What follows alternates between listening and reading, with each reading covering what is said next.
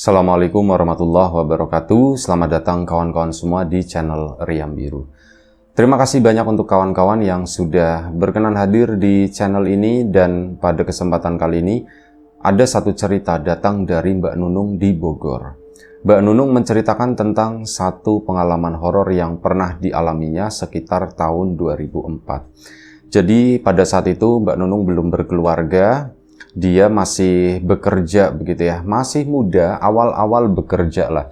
Cuman waktu itu dia kerjanya itu di luar daerahnya, jadi agak lumayan cukup jauh untuk pulang pergi. Akhirnya Mbak Nunung pun nyari kontrakan atau nyari kos-kosan. Nah kebetulan saat lagi nyari kos-kosan tersebut, dapatlah satu rumah gitu ya.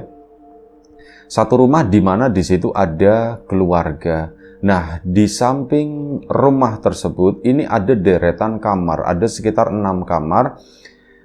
Perempuan semua yang nempatin kos-kosan gitu ya, kos-kosan perempuan semua, dan rata-rata mereka itu pekerja. Cuman sayangnya Mbak Nunung kan daerah situ belum terlalu paham lah, belum terlalu ngerti gitu ya. Yang jelas tempat tersebut, rumah itu dekat dengan tempat kerjanya, diakses jalan kaki paling 2-3 menit juga sampai, deket banget gitu ya. Dan karena alasan dekat itu tadi dan harga yang masuk di budgetnya Mbak Nunung, akhirnya diambillah kosan tersebut, meskipun Mbak Nunung itu dikasih kamarnya itu terpisah dari deretan 6 kamar tersebut, melainkan kamar yang menyatu dengan tuan rumah. Jadi ada satu kamar depan di rumah tersebut itu yang disewakan. Akhirnya ya sudahlah Mbak Nunung, nggak masalah gitu kan. Yang penting aku ada tempat tinggal, ada tempat mandi, akses tempat mandi ke sana, keluar pintu sendiri juga ada waktu itu disediakan. Jadi ya nggak masalah sama sekali buat Mbak Nunung. Islah yang penting aku dapat tempat tinggal lah. Kalau misal memang nggak betah ya aku bakalan pindah, tapi kalau memang betah ya aku terusin, pikirnya. Dan sebelum kita lebih jauh ke dalam cerita, seperti biasa mohon izin mau promo bawang gorengnya Wiji terlebih dahulu. Bawang goreng renyah, kualitasnya kualitas premium, tanpa campuran apapun. Kita nggak pakai tepung, kita nggak pakai singkong, kita nggak pakai jagung dan sebagainya. Benar-benar murni bawang goreng. Untuk kawan-kawan yang kemarin sudah sempat memesan bawang gorengnya, terima kasih banyak atas pesanannya. Dan untuk kawan-kawan mungkin yang belum sempat memesan, ya ditunggu pesanannya. Dan kawan-kawan yang sudah mampir di channel Lapak Horor juga tentu saja terima kasih banyak sudah menyempatkan waktu, tenaga, dan materi mungkin ya. Terima kasih banyak. Kita lanjut lagi cerita Mbak Nunung tadi ya. Nah, singkat cerita, Mbak Nunung pun tinggal di rumah tersebut bersama tuan rumah yang mereka tuh baik-baik. Tuan rumah itu tadi belum terlalu tua, usia mungkin yang perempuan itu sekitar 40-an, yang suaminya itu mungkin sekitar 50 tahunan. Anaknya juga ya masih relatif kecil-kecil, ada yang udah gede cuman kuliah gitu ya. Dan ya tempatnya, rumahnya bersih, enak. Si tuan rumah waktu itu juga sambutannya itu hangat, bukan dilihat dari mukanya itu bukan tipe orang yang suka marah-marah, atau bukan tipe orang yang suka ngatur-ngatur seperti itu ya. Baik, sopan gitu ya. Mbak Nunung pun akhirnya ya sudah tinggal di sana. Nah, itu ngekos di situ. Untungnya masih bisa, bukan bulanan tapi per 3 bulan. Ya sudah, Mbak Nunung kan sebelumnya memang ada tabungan yang memang udah dipersiapkan, dan akhirnya sudahlah dibayar 3 bulan gitu kan, tinggal di situ. Wis tak kuat-kuatin, betah nggak betah, tak kuat-kuatin 3 bulan. Awal-awal seminggu pertama semuanya itu baik-baik aja. Keluarga itu baik, bahkan Mbak Nunung itu sering dikasih makanan, tapi dengan pesan tertentu. Mbak Nunung, ini misalkan yang punya anggap aja orang Jawa ya, mungkin orang Bogor sana dengan budaya adat bahasanya bahasa Sunda gitu ya. Cuman wis tak bawain dengan kebiasaan di channel Riam Biru gitu ya. Mbak Nunung, ini mohon maaf, kami cuma punya ini. Jadi ya ini buat Mbak Nunung aja ya. Nggak usah ngomong-ngomong sama yang di luaran sana. Soalnya yang di luaran nggak tak kasih gitu katanya. Oh iya Bu, nggak apa-apa Bu. Waduh repot-repot. Makasih banyak ya Bu ya gitu ya. Iya Mbak Nunung jangan bilang-bilang ya katanya. Iya Bu, baik Bu, terima kasih, ya. Mbak Nunung seneng merasa dispesialkan gitu ya. Kalau masak apa, bahkan apa, ngiris mangga pun gitu ya, itu disisain buat Mbak Nunung. Mbak Nunung, ini ada mangga katanya gitu kan, barangkali suka. Lah Bu repot-repot, enggak apa-apa, ini gitu kan. Ibu banyak, kalau kurang bilang ya. Oh, udah lah Bu lah, ini juga udah banyak banget, makasih ya Bu ya. Seperti itulah. Tapi ya pesannya jangan bilang-bilang ya, kata ibunya begitu. Dan oh ya baik Bu, akhirnya sudah. Waktu pun berjalan, 2 minggu pun berlalu. Mbak Nunung betah banget tinggal di kosan tersebut. Meskipun menyatu dengan tuan rumah, tapi begini, menyatunya itu nggak menyatu banget. Jadi itu kan kamar depan sebelahan sama ruang tamu. Nah, antara ruang tamu dan ruang tengah itu ada pintu lagi. Jadi kalau malam pintu itu udah dikancing, dikunci ya. Mbak Nunung untuk akses ke kamar mandi itu di depannya kamarnya Mbak Nunung ada lorong sedikit. Dia keluar lewat pintu situ. Nah, nanti tembus ke deretan kamar-kamar di samping rumah itu. Nanti mandinya itu di sana gitu ya. Sedikit lebih jauh sih, cuman buat Mbak Nunung itu nggak masalah, toh di area itu juga terang. Nah ini setelah 2 minggu tinggal di sana, baru Mbak Nunung merasakan ada sesuatu yang mulai mengganggu waktu itu. Keluarga yang dari awal itu, terlihat sangat harmonis, terlihat baik-baik aja, mereka juga baik banget ke Mbak Nunung, diperlakukan spesial seperti itu. Pada suatu malam, Mbak Nunung udah tertidur, dia terbangun gara-gara apa? Mendengar teriakan-teriakan. Suami istri itu lagi bertengkar, dan bertengkarnya itu dahsyat. Keras, kenceng, bener-bener kenceng, orang teriak-teriak gimana sih sampai Mbak Nunung aja ngeri gitu kan dengan omongan-omongan, kata-kata yang keluar dari pasangan itu. Nyaci makinya itu bener-bener kayak orang ngegebukin maling, katanya tuh begitu, kata si Mbak Nunung. Bahasanya tuh udah ini banget lah. Mbak Nunung pun ya di kamar itu keringetan sendiri padahal hawa lagi dingin. Itu rasanya kok aku jadi keringetan begini, aku jadi ikutan takut. Nanti besok pagi gimana ya, ada kepikiran kayak gitu lah. Setelah mungkin kurang lebih sekitar 15 menit, teror tersebut gitu ya, bagi Mbak Nunung itu teror.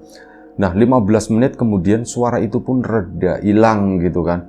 Ya Mbak Nunung khawatir, semoga nggak terjadi apa-apa, ini jangan-jangan salah satunya kalah, terus kenapa-napa bagaimana ya. Udahlah aku tidur, pura-pura aku nggak tahu aja. Mbak Nunung pun akhirnya tidur, lanjut tidur. Keesokan paginya, Mbak Nunung bangun kan, dengan perasaan gak enak, ada rasa takut, bagaimana ya, mereka semalam mungkin habis gebuk-gebukan gitu, habis pukul-pukulan, pasti banyak bekasnya atau apa. Sembuhlah, aku mau kerja gitu kan, aku mau mandi, aku mau keluar. Akhirnya Mbak Nunung pun keluar. Begitu keluar, nggak di ruang tamu di situ tuh nggak ada siapa-siapa, sepi. Kesana kan ke kamar mandi, udah gebyur-gebyur mandi selesai, Mbak Nunung balik. Nah begitu Mbak Nunung balik ketemu sama ibu kos lagi nyapu di ruang tamu. Mbak Nunung itu udah tegang. Tegangnya tuh begini, orang selembut itu, sebaik itu, kok giliran marahnya tuh kayak gitu banget gitu, serem. Mbak Nunung kan mukanya jadi tegang, jadi kaku. Bu, permisi Bu gitu. Nunung, ibunya tuh baik-baik aja, gak ada bekas habis berantem tadi malam. Sopan santunnya, nadanya pun sama, matanya teduhnya pun sama. Mbak Nunung jadi, kok kayak nggak terjadi apa-apa ya, pikir dia. Kok ibu itu baik-baik aja. Dan akhirnya udah Mbak Nunung siap-siap gitu kan. Nah si ibu kali ini udah selesai di ruang tamu, dia lagi bersih-bersih teras. Memang orangnya bersihan banget. Di teras itu disapuin, dan yang lain. Mbak Nunung pun pamit permisi berangkat kerjanya itu jalan kaki. Yaitu tadi 5 menit maksimal itu sampai di tempat kerja. Bu, saya berangkat dulu. Iya Nunung, iya hati-hati di jalan ya, katanya begitu. Iya Bu, baik Bu. Mbak Nunung pun bingung, nggak ada bekas apa-apa semalam gitu ya. Akhirnya sudah, Mbak Nunung pun berangkat kerja, kepikiran tapi nggak mengganggu pekerjaannya. Sampai akhirnya pulang sore hari. Di situ ketemu sama suami istri itu lagi duduk di teras. Mbak Nunung karena ada tuan rumah, jadi nggak lewat di pintu utama depan, tapi lewatnya pintu samping yang itu yang buat keluar ke kamar mandi. Lewatnya ke situ ya, nyapa dulu Pak, Bu. Nah ini suami istri itu ada anaknya yang kecil itu lagi main-main mobil-mobilan di bawahnya. Mereka harmonis-harmonis saja. Ngobrol, bercanda begitu kan. Terlihat Mbak Nunung begitu sampai ke situ, mereka itu lagi ketawa-ketawa. Semalam habis berantem sebegitunya, kok sore harinya udah begitu ya? Kok bisa ya orang kayak gitu? Lah, aku bingung, kata si Mbak Nunung. Udah malam hari, udah mandi dan sebagainya. Mbak Nunung akhirnya keluar beli makan kan. Nah, ya Mbak Nunung nggak mengharap makan dari si ibu juga, itu biasanya itu cuman bonus. Mbak Nunung keluar, ada beberapa teman di situ juga, tapi Mbak Nunung nggak cerita sengaja. Dia nggak mau, ya barangkali itu aib, mungkin yang lain sama-sama mendengar gitu ya, yang lain juga nggak cerita. Ya udah, aku nggak mau membuka masalah itu. Udah makan di luar, habis itu pulang rame-rame. Mbak Nunung pun balik ke kamar. Saat balik ke kamar, diketok pintu, tek tek tek tek. Mbak Nunung, udah tidur belum? Kata si ibu, suara si ibu. Iya Bu, belum Bu, sebentar. Akhirnya Mbak Nunung kan buka pintu. Nah ibunya itu udah bawa makanan. Waktu itu ada beberapa lapis legit ya, itu yang bolu garis-garis itu. Ini ibu ada ini dan kayaknya ndak habis. Ini ya buat kamu ya, katanya Bu. Wah Bu, repot-repot Bu. Mbak Nunung itu sebenarnya gemeteran waktu itu, takut. Waduh Bu, repot-repot. Ndak apa-apa, kata si ibunya. Daripada di dalam nanti disemutin, ndak ada yang makan, sayang, sama dimakanin sama cicak. Udah, ini buat kamu, tapi jangan bilang-bilang yang di luar, katanya begitu. Ibunya itu selalu ngomong seperti itu. Akhirnya sudah, Mbak Nunung pun ya diem aja, terima kasih, seneng. Ya alhamdulillah lah dikasih begitu. Ini nanti lumayan sisanya bisa tak buat gantiin sarapan, pikirnya Mbak Nunung. Akhirnya sudah.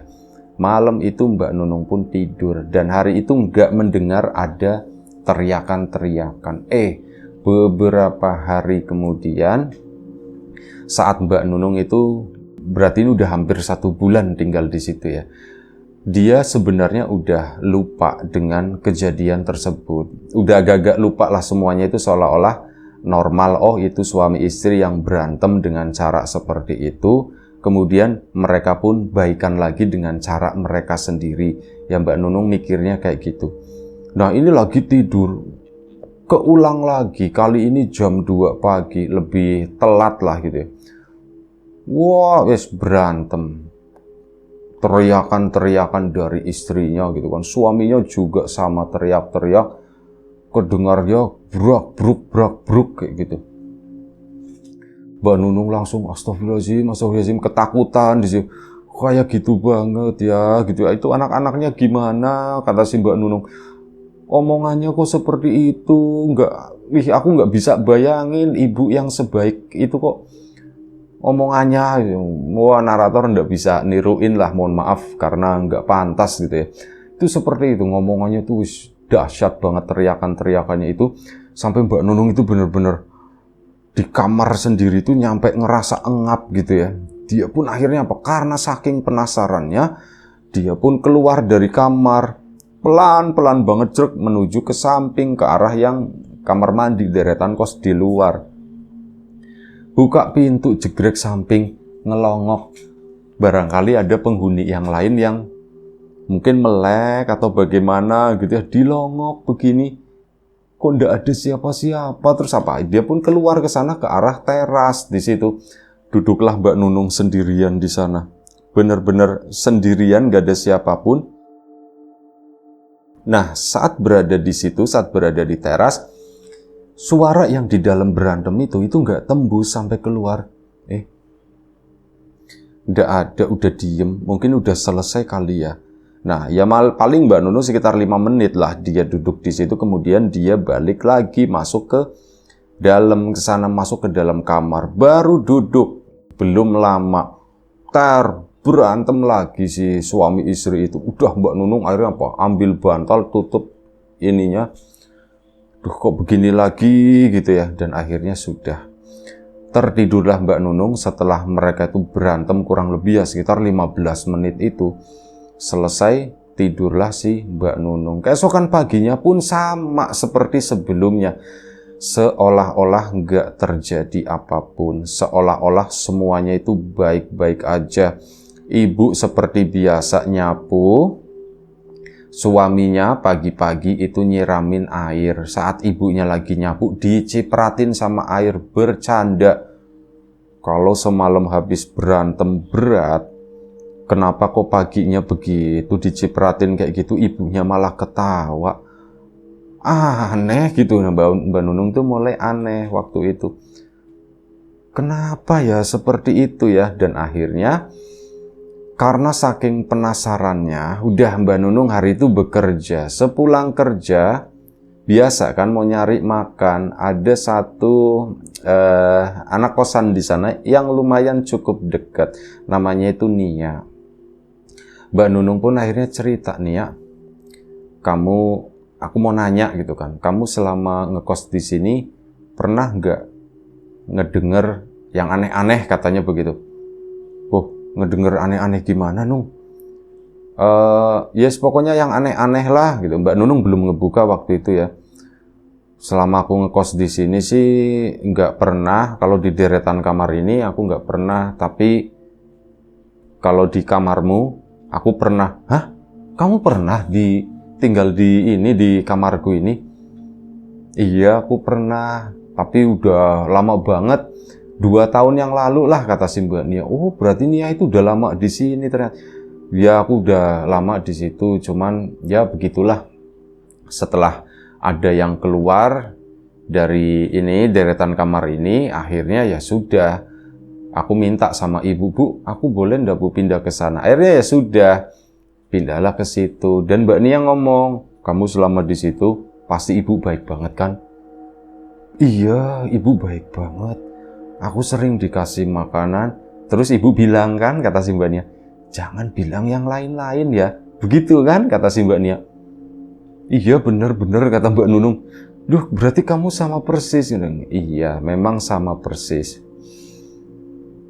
Mbak Nia pun diem gitu kan. Akhirnya Mbak Nunung, Nia belum menjawab pertanyaanku, pikir dia gitu kan. Nia, itu kamu pernah nggak mendengar yang aneh-aneh? Kamu kan tadi bilang di sini nggak pernah, tapi selama di kamar itu pernah. Kamu ngedenger apa gitu kan? Oh, itu udah lama. Jadi aku itu suka itu ngedenger ibu kos sama bapak kos berantem. Di situ Mbak Nunung, hah? Ya kok sama gitu kan? Aku ini udah beberapa kali ngedenger itu gitu kan, bapak sama ibu itu berantem, dan berantemnya tuh serem banget. Mbak Nia dengan santai, aku udah mendengar berantem mereka kayak apa, kata si Mbak Nia. Dan Mbak Nunungnya, terus gimana gitu kan? Kamu ndak usah mikirin, kata si Mbak Nia.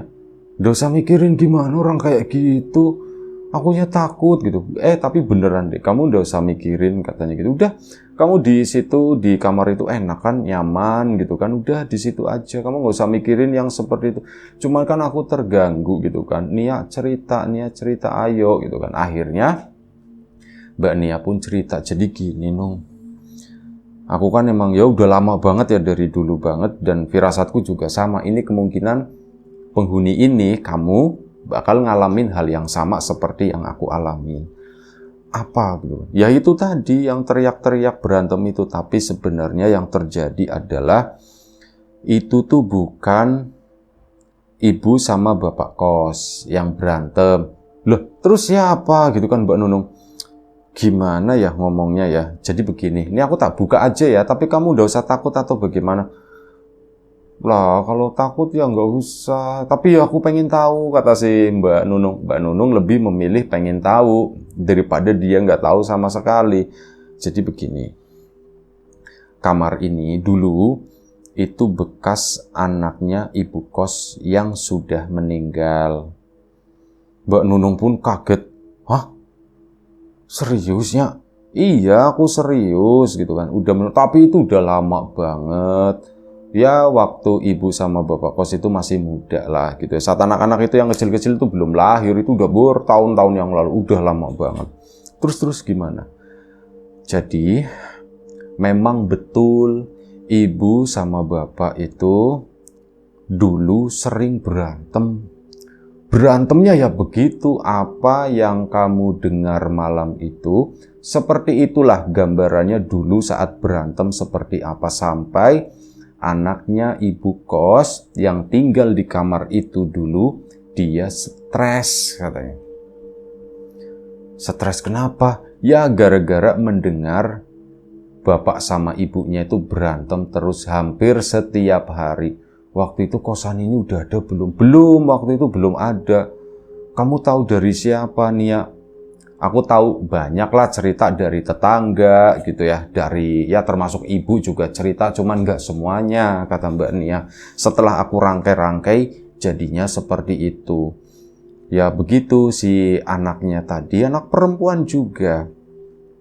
Yang di sana itu setiap hari mendengar itu bapak sama ibunya berantem terus, dia pun akhirnya stres, dan setelah stres dia sakit, dan setelah sakit akhirnya meninggal gitu. Ya Mbak Nunung sedih waktu itu ya. Terus gimana? Jadi dia bukan ini ya menggantungkan diri atau apa gitu, bukan. Dia nggak seperti itu, meninggal itu karena sakit, karena ya sakitnya itu karena stres itu tadi. Nah dari situ akhirnya sudah, ya tentu bapak sama ibu itu kecewa, sempat depresi maksudnya begitu ya. Dan dari situ akhirnya mereka pun berjanji nggak akan mengulangi hal tersebut katanya. Dan kamu tahu kenapa yang tinggal di kamar itu spesial buat ibu kos? Ya Mbak Nunung udah tahu jawabannya. Apa karena ibu itu masih menganggap kayak siapapun yang tinggal di kamar itu seolah-olah dianggap anak sendiri gitu. Betul kata si Mbak Nia. Jadi memang seperti itu. Ibu baik gitu ya, dan ibu itu tulus, baiknya itu tulus. Jadi dia mungkin nganggap kamu yang tinggal di kamar itu seperti anak sendiri lah intinya. Dia tuh keingat sama anaknya terus yang itu dan merasa bersalah. Makanya siapapun yang mau nempatin di kamar ini itu mengingatkan ibu sama anaknya dan ingin memberikan itu kasih sayang yang lebih. Makanya kamu tinggal di kamar itu enak, cuman resikonya ya itu Nung. Kamu ya mungkin nggak setiap hari sih ya, malam-malam tertentu lah kalau lagi apes terdengar suara teriakan-teriakan betul gitu. Jadi kayak semacam ada harga yang harus dibayar. Di satu sisi Mbak Nunung merasakan spesial, tapi di satu sisi Mbak Nunung juga ada konsekuensinya, yaitu mendengar teriakan-teriakan itu dari masa lalu yang sebenarnya udah nggak terjadi di masa sekarang. Suami istri itu hidup dengan saling menghormati satu sama lain gitu ya. Mereka itu hidup ya udah taubat lah dari masa lalunya. Cuman energi-energi dari masa lalu itu tuh masih nguwang di situ gitu. Dan Mbak Nunung itu ya mendengar terus.